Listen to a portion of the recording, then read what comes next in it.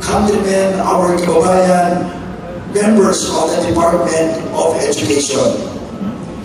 If I may be allowed, we'd like to present the other layouts or designs that were presented to the Committee of Tourism, Culture and Arts, to the committee headed by Board Member Roman Rosales. This is a proposed design kung saan ginamit natin ang kabayo na makikita sa sakisa, larawan ni Mabini na merong imahe ng ating sakisa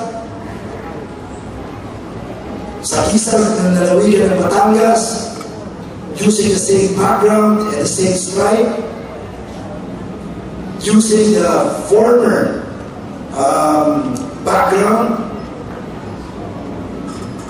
Once again, the image of Mabini with red and blue stripe.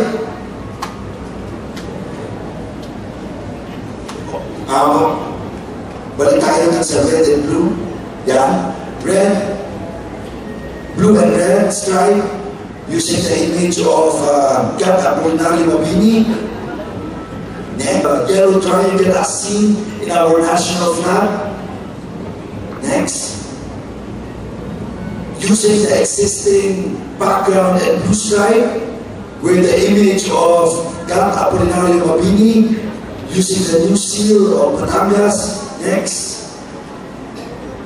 And we feel that our current flag was based on the current state flag of the state of California, United States of America, where they used a bear, using the words California Republic, and has a red stripe at the bottom part of their flag.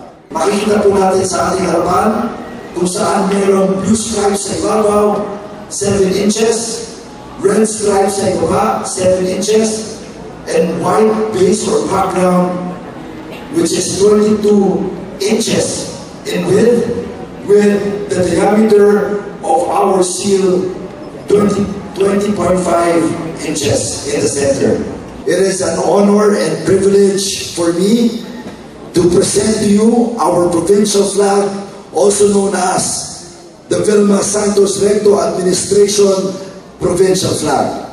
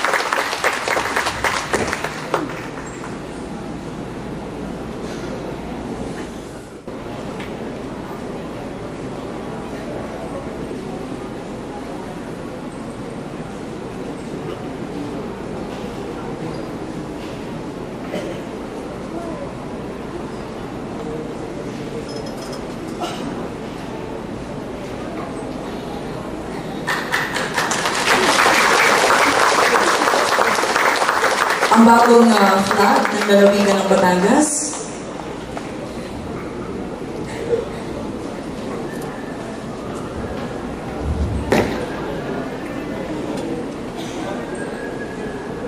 Po ng Sangguniang Panglalawigan ng Batangas sa pamumuno po ng ating pong Vice Governor Mark Leviste, ang aming taus-pusong pasasalamat at ang pasasalamat po namin sa inyong lahat sa buong buo ng Sangguniang Panglalawigan. Maraming salamat.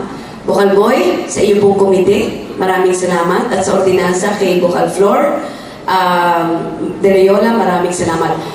Maraming salamat po sa pagtanggap sa bago po nating watawat ng ating pong lalawigan ng Batangas. Ito ay hindi ibig sabihin na hindi paggalang sa mga nakaraan nating watawat ng lalawigan.